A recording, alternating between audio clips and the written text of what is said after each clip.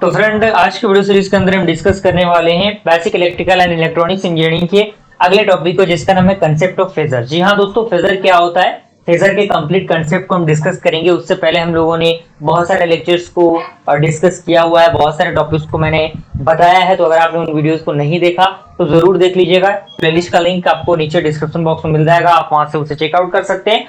आइए फेजर को स्टार्ट करते हैं, और जो भी चीजें आपको बताई जाएंगी उन सारी चीजों को आप लोग लिखते चलिएगा, नोट्स को बनाते चलिएगा, ताकि आपका नोट्स प्रिपेयर रहेगा तो आपके एग्जामिनेशन के लिए वही आपके लिए फायदेमंद साबित होगा।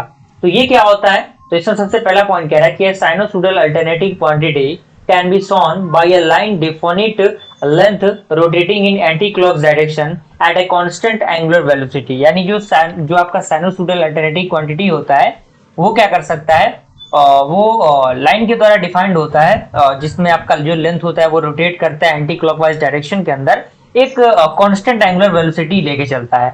And such rotating line is known as phasor. यानी इसी रोटेटिंग लाइन को हम क्या कहते हैं, फेजर कहते हैं। जैसे इस फिगर के आप अकॉर्डिंग समझिए, ये आपका एक्स एक्सिस है, ये आपका वाई एक्सिस है, बीच में आपको जो सर्कल दिख रहा है यही डॉटेड लाइन है, और यहाँ पे एंगुलर वेलोसिटी आपको दिख रहा होगा, थीटा आपका दिया हुआ है, ये ओमेगा है। ओमेगा आपको पता होना चाहिए कि ओमेगा क्या होता है, वेव फंक्शन होता है ओमेगा, जो कि हमने प्रीवियस वीडियो में डिस्कस किया हुआ है, और ये कुछ पॉइंट्स से आपको दिए गए हैं। तो ये सारी चीजें हैं। अब यहाँ पे अगला इसी के अंदर आता है कि the mathematical representation of phasor are of the three form. यानी तीन तरीके से फेजर को हम रिप्रेजेंटेट करते हैं मैथमेटिकली, जिसमें सबसे पहला आपका आता है रेक्टेंगुलर फॉर्म। तो रेक्टेंगुलर फॉर्म में हम किस तरीके से रिप्रेजेंटेट करते हैं, तो इसमें कह रहा है कि the rectangular method is also called as symbolic notation. यानी जो रेक्टेंगुलर फॉर्म होता है, जो रेक्टेंगुलर मेथड होता है, उसको हम किस नाम से जानते हैं, सिंबॉलिक नोटेशन के नाम से भी जानते हैं।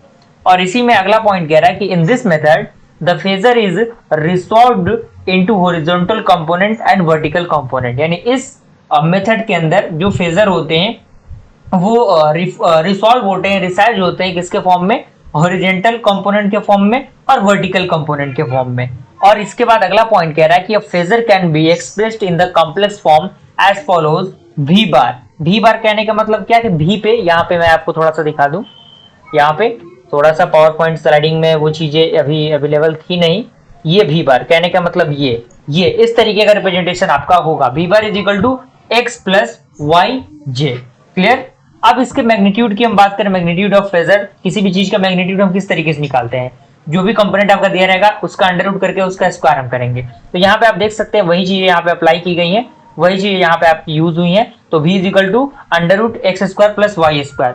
और यहाँ से अगर हम बात करें कि the angle with O X, यानी आप यहाँ पे देखिए o और x के बीच का एंगल कितना आपका थीटा है, तो यहाँ पे थीटा इज इक्वल टू क्या होगा, tan inverse x by Y होगा। और यहाँ से जब आपका थीटा निगेटिव होगा तो उस कंडीशन में v बार आपका क्या होगा, पॉजिटिव के लिए तो ये कंडीशन आपका अप्लाई हो रहा है, लेकिन निगेटिव के लिए क्या होगा, ये कंडीशन आपका अप्लाई होगा। यानी v bar is equal to X minus Y J. तो इस तरीके से हमने जो हमारा रेक्टेंगुलर फॉर्म है उसको कंप्लीट किया। अगला हमारा क्या है, अगला हमारा है ट्रिगोनोमेट्रिकल फॉर्म, यानी जिसमें बेसिकली ट्रिगोनोमेट्रिक फंक्शन आपके यूज होंगे।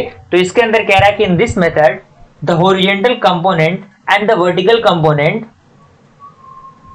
Of the phasor can be expressed in the trigonometrical form. यानी इस मेथड के अंदर जो वर्टिकली और जो हॉरिजॉन्टली कंपोनेंट होते हैं फेजर के, उनको एक्सप्रेस किया जाएगा किसके फॉर्म में, ट्रिगोनोमेट्रिक फंक्शन के फॉर्म में, जिसमें आप देख सकते हैं x is equal to V cos theta and y is equal to V sine theta.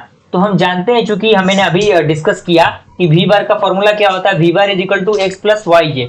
तो यहाँ से आपका x का वैल्यू कितना है, आपका भी कॉस थीटा है, तो भी कॉस थीटा यहाँ पे हो गया, y का वैल्यू कितना है, भी साइन थीटा है, तो जे तो आपका एज इट इज रहेगा, तो यहाँ पे पुट हो गया। अब इन दोनों में आपको क्या कॉमन मिलेगा, यहाँ पे भी आपको कॉमन मिल रहा है, तो भी हमने कॉमन ले लिया, तो कॉस थीटा प्लस जे साइन थीटा आपका आया।